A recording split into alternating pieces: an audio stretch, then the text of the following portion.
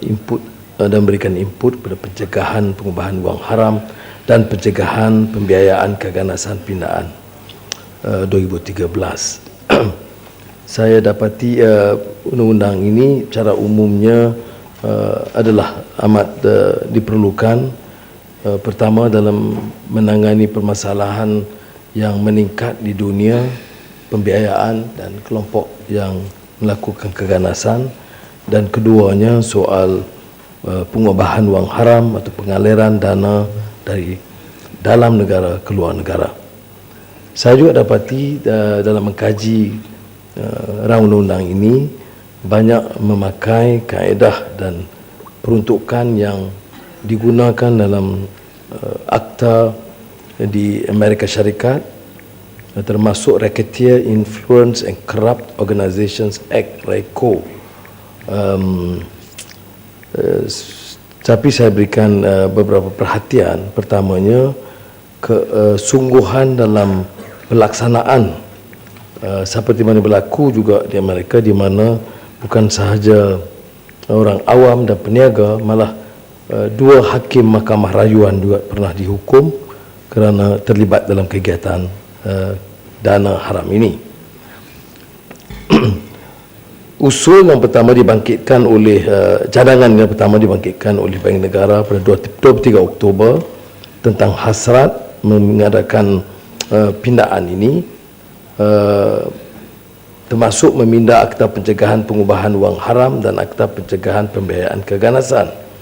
Alasannya ialah supaya dapat secara pantas memantau dan mengambil tindakan, menapis pelanggan yang dikenali sebagai usaha wajar pelanggan, customer due diligence, dan juga mewajibkan institusi pelapor membuat laporan tentang transaksi yang mencurigakan. Maksudnya burden itu juga kepada institusi bank supaya tidak dibenarkan untuk membuka atau mengendalikan mana-mana akaun yang mencurigakan.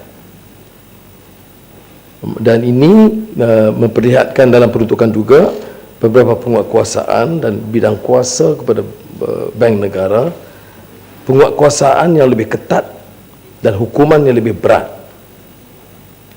terutama yang berkaitan dengan isu keganasan.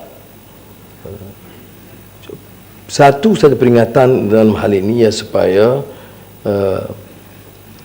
tindakan yang diambil terutamanya pihak polis dalam hal ini yang berkaitan juga dengan susulan dari pihak bank negara, memperlihatkan bukan saja kesungguhan tetapi tidak ada unsur lain, termasuk tekanan dari negara-negara asing.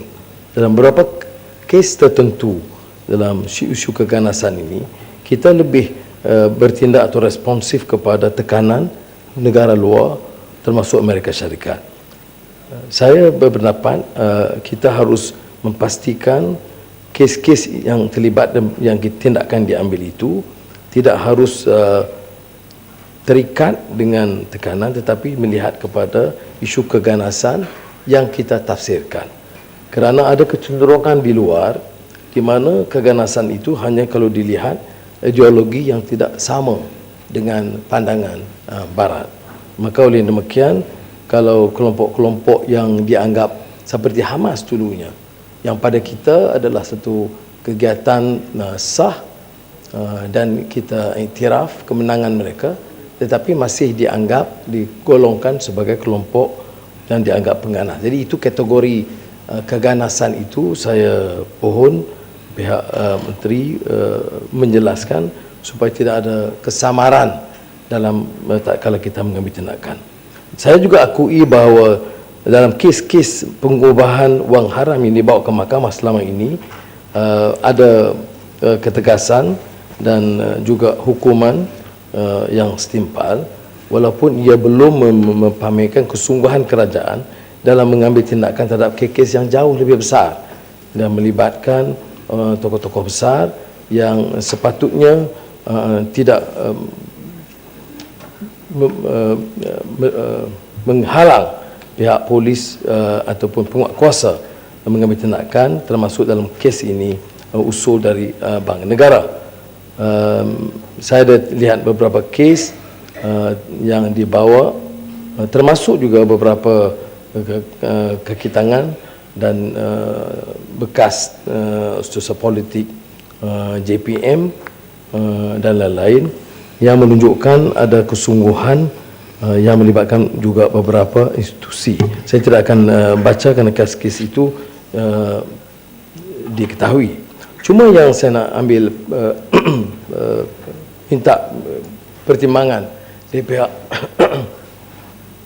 kementerian ialah laporan New York Times Mei 2013 ya, tentang skim pengubahan wang haram terbesar di dunia yang melibatkan negara Malaysia juga, ya, iaitu pengurap mata wang tidak berlesen di Malaysia didakwa membantu pengendali pertukaran mata wang global yang menjalankan operasi pengubahan wang haram atas talian berjumlah 6 bilion dolar Amerika bersamaan 18.3 bilion ringgit.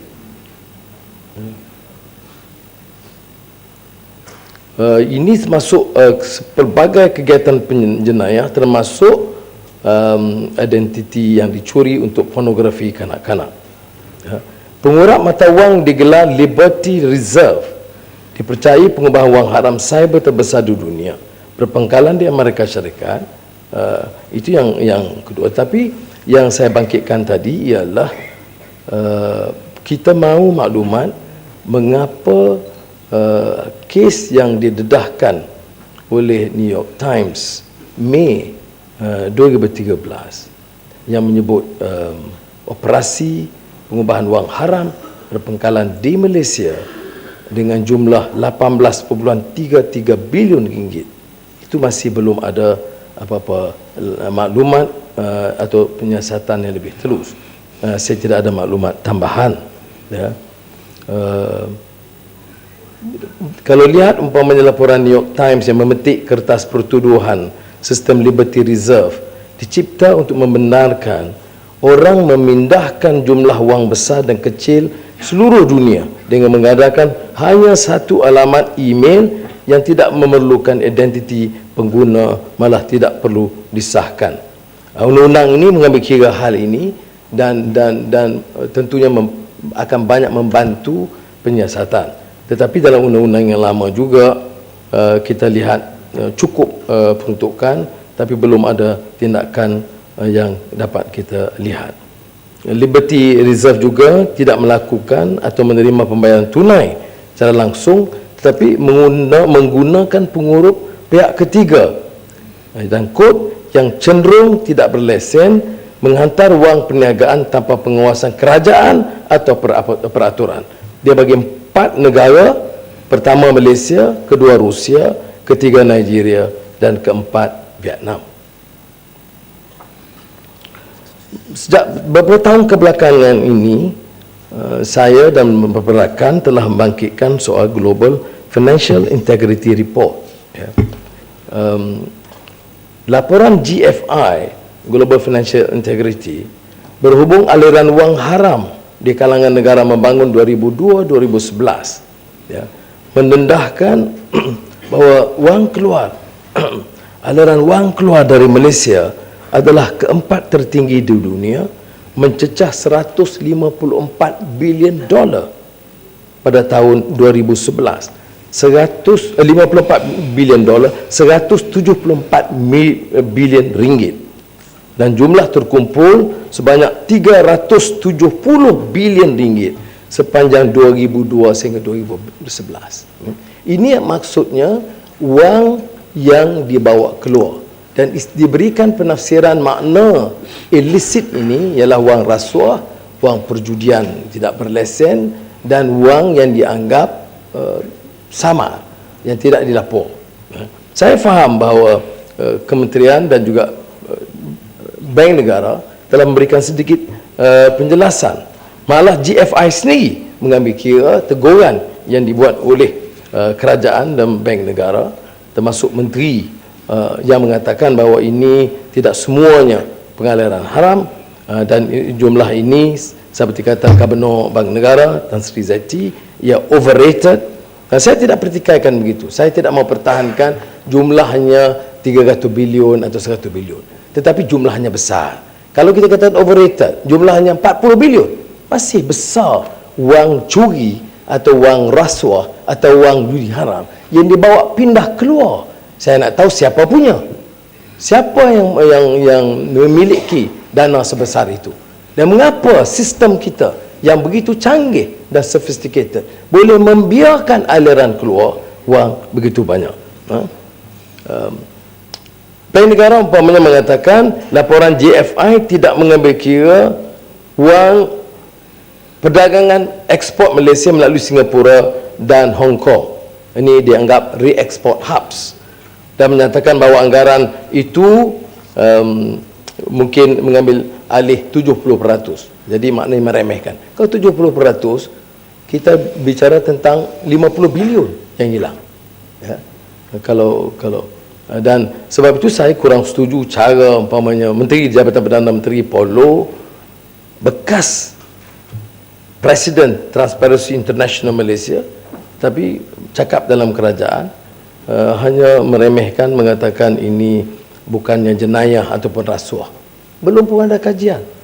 Hari Isnin yang lalu saya sebut Perdana Menteri India yang baru, Narendra Modi, dalam sidang Jumaat Menteri yang pertama, dia memutuskan tak boleh diharapkan hanya agensi yang ada, tetapi menumbuhkan yang dikatakan Special Investigating Committee atau Commission, SIC, dipengerusikan oleh mantan hakim yang terkenal, T.B. Shah, untuk meneliti soal pengaliran wang dari India yang keluar, yang tidak diambil berat sangat oleh pemerintah negara yang lalu. Dan kajian itu tertumpu kebanyakan kepada laporan GFI, Global Financial Integrity Report, yang saya maksudkan di sini. Tengok beda. Cara kita tangani, kita tepih saja, tak ada kes. Cara Perdana Menteri India tangani, kita kaji teliti, tengok siapa yang terlibat. Kalau tidak 100 bilion, 20 bilion, tetapi ambil tindakan terhadap siapa yang terlibat. Sebab itu saya nak gesa kerajaan supaya jangan ambil meremehkan isu sebesar ini, kerana ini mestinya dari dana daripada rakyat, ya. Dan disebut illicit fund seperti kita sebut ialah dengan cara teliti. Laporan GFI, kebetulan kalau saya minta rakan-rakan yang nak pertikai, teliti. Laporan itu cukup komprehensif dan cukup teliti, dan tak boleh kita hanya remehkan, kerana laporan itu juga berdasarkan beberapa penganalisaan yang cukup telus dan terperinci. Matang Pau. Saya tadi itu. Speaker, saya nak tanya Matang Pau. Apakah ini menjadi masalah kepada kerajaan setelah didedahkan bahawa illicit money yang melibatkan berbilion ini didedahkan bukan baru, malah agak lama, malah kalau kita tengok di dalam Dewan ini pun telah dibangkitkan beberapa kali.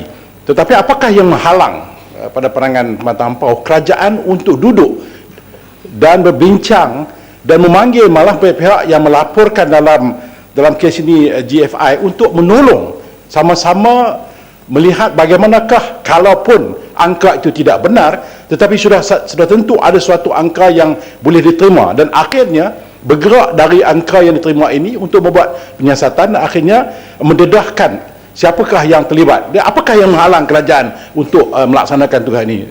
Terima kasih.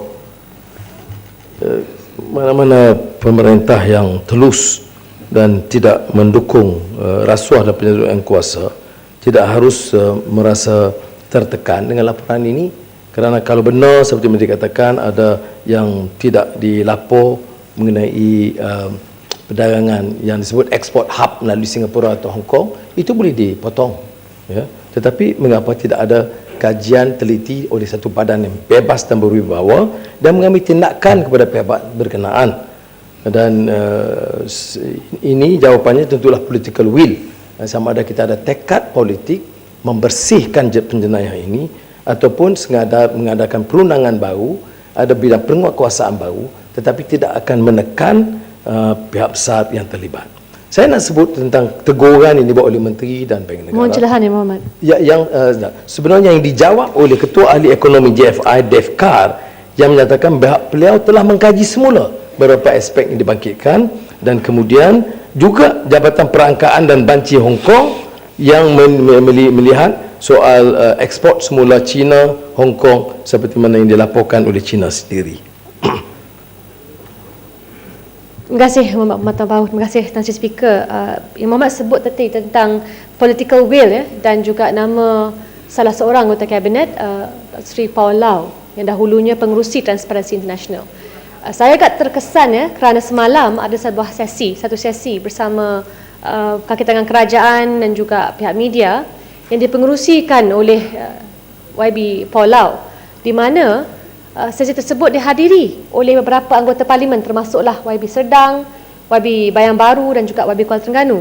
Malangnya Menteri YB Paul Lau telah menghalau ahli-ahli parlimen yang hadir, kerana katanya ahli parlimen tidak boleh hadir bersama dalam satu sesi membincangkan tentang tindakan susulan selepas laporan Ketua Audit Negara diterbitkan. Jadi pada saya, bukan sahaja kita tak mahu bersedia, tapi kita lihat pihak kerajaan sampai ke tahap itu menghalau anggota parlimen yang hadir dalam sesi terbuka yang diumumkan kepada semua pihak. Saya mohon pendapat Yang Berhormat dalam hal ini. Jawapannya jelas, kerana bila menteri itu tak bersedia berdepan dengan kenyataan dan jawab, dia hanya mampu menghalang orang daripada bercakap. Dan sebab itu saya kesal dengan apa yang berlaku bila seorang yang bawa message integrity itu Pematang Pau itu bukan sindiran kepada speaker ya. Itu Saya tanya saja. Saya lihat speaker tapi saya maksudkan Paul Lau. Masih jauh pergi itu. Saya tak terfikir tadi. Oh, now I remember. Ya. Mana speaker maksudkan yang tadi dia, Sofelda.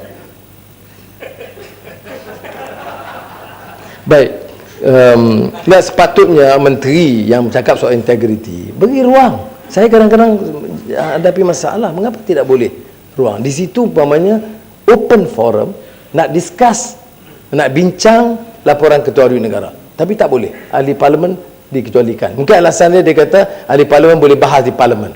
Jadi saya minta speaker ambil kira pandangan Paul Lau tadi. Terima kasih. Mana boleh bahas di parlimen? Saya sentiasa yang berhormat mengambil kira, tapi perkiraan saya tidak diambil kira. Saya ambil kira, baik. Permanya macam soal tadi Felda, apa salahnya kalau dibawa dalam usul penangguhan? Sama juga kesannya, tidak ada diganggu, fakta semua diberi, menteri menjawab juga. Tetapi kadang-kadang venue yang luas terbentang tidak diambil, mau juga venue yang sempit. Okey, ambil kira. Saya ambil kira. Kita bawa usul penangguhan. Lain kali ambil kira juga pendapat speaker sekali-sekala. Sila teruskan. Disember 2012, JFI mengulangi pertuduhan atau keterangan maklumat tentang illicit financial flows, dan laporan itu menunjukkan setelah diberi penjelasan oleh Bank Negara dan kerajaan, termasuk keterangan Paulo tadi, ya, bahawa ada lonjakan dramatik pengaliran modal di Malaysia dari 30.41 bilion dolar pada tahun 2009 kepada 64.3 bilion dolar pada tahun 2010, ya. Dan Malaysia berada di kedudukan ketiga di dunia selepas China dan Mexico. China kita faham kerana ekonomi di antara ekonomi terbesar di dunia. Mexico kerana dijadikan sebagai suatu lingkaran dalam perantaraan dana dari Amerika Syarikat. Tapi di Malaysia maknanya 10 tahun bagi Malaysia ialah 871.4 bilion ringgit. Yang ini bagi pada pendapat saya sepatutnya Perdana Menteri dan Jemaah Menteri patut meneliti ini kalau benar nak menyelamatkan ekonomi kita dan dana negara kita daripada dibawa keluar, ya. Yang ini dimaksudkan ialah tentang kelemahan tata kelola, rasuah dan penyelewengan dan pengaliran wang haram. Ini memerlukan, sekali lagi saya ulang, tekad politik untuk mengambil tindakan. Saya faham juga beberapa kajian telah diambil, termasuk umpamanya penyerbuan syarikat mengambil deposit haram Bos Geneva Malaysia. Ini telah pun ada tindakan, walaupun kita masih belum lihat pertuduhan menyeluruh selain daripada apa yang telah dibuat pada tahun sebelumnya.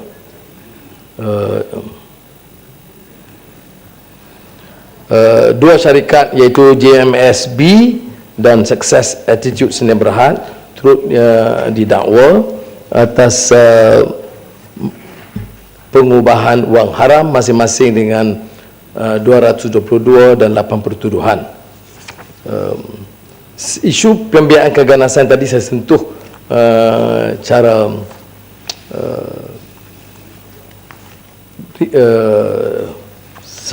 ringkas tadi, ya, kerana pada umumnya kita menyokong, saya nak ulang, cuma kebimbangan kita ialah tafsiran keganasan, ya, supaya jangan ianya terikat dengan penafsiran Barat atau khususnya Amerika Syarikat. Kita menolak segala bentuk keganasan, ya, tetapi tafsir keganasan, sebab itu tadi saya sentuh Hamas, dan ada nota teman mengingatkan bahawa itu juga terlalu ringkas dan kita tidak menekankan bahaya kalau kita pakai sambil lewa. Umpamanya kita tahu apa yang berlaku kepada pensyarah UPM Profesor Rahinah Ibrahim, ya, yang dimasukkan dalam kategori penjenayah, pengganas, dan terpaksa berjuang bertahun-tahun nak bersihkan namanya, ya, walaupun tidak terlibat dengan kerajaan Malaysia, ini kerajaan Amerika Syarikat, tapi yang menunjukkan bahaya senarai pengganas ini dimasukkan di Amerika Syarikat. Seperti kita tahu, kadang-kadang kalau nama dia itu ada persamaan sedikit, katalah macam Bin Laden ke Abdul Bidin ke, kadang-kadang tekanan itu luar biasa. Ini kerana fobia dan juga apa yang kita sebut sebagai Islamofobia, ya, tidak boleh melihat kecenderungan kemungkinan golongan Islam itu semuanya terlibat dalam kegiatan haram. Itu saya sekarang nak tekankan, kerana saya tertinggal tadi pengalaman Profesor Rahina dan juga badan-badan seperti Hamas dan juga pejuang-pejuang yang menentang kezaliman di beberapa negara Arab. Sekarang Sisi umpamanya, Jeneral Sisi menyebut gerakan Ikhwan itu sebagai pertubuhan haram. Bukan saja pertubuhan haram, pengganas. Jadi apakah kita akan tertekan dengan melabel badan yang dianggap negara diktator ini sebagai pengganas atau tidak? Ini sebabnya mengapa saya menggesa kerajaan supaya mengambil satu sikap yang lebih bebas, berani dan lebih telus. Kalau tidak, undang-undang seperti ini yang umumnya kita sokong akan digunakan pula, dikenakan kepada kita. Tan Sri masih ingat Lahad Datu mula-mula cuba dikaitkan dengan saya sikit. Jadi ini bahaya-bahaya begini. Kita sokong undang-undang ni, lepas tu digunakan undang-undang tu lepuk kita. Puak ni bukan boleh kira sangat. Jadi sebab itu soal transaksi dan sebagainya, lepas tu ada juga ahli parlimen yang setuju saya terlibat dalam keganasan Lahad Datu. Bodoh. Tunjuk perasaan dibalik. Saya terlibat. Bermat. Tanya ni, ada yang berhormat yang lain terlibat. Mata Pau. Kalau panjang lagi boleh sebelum tengah hari. Dah, saya habis. Saya ingat saya cakap ini dulu yang Muhammad. Saya tinggalkan beberapa aspek yang pelaporan dan sebagainya, penguasaan kepada teman-teman yang lain. Terima kasih. Terima kasih. Yang berhormat Ketua-Ketua UIP, tolong antar senarai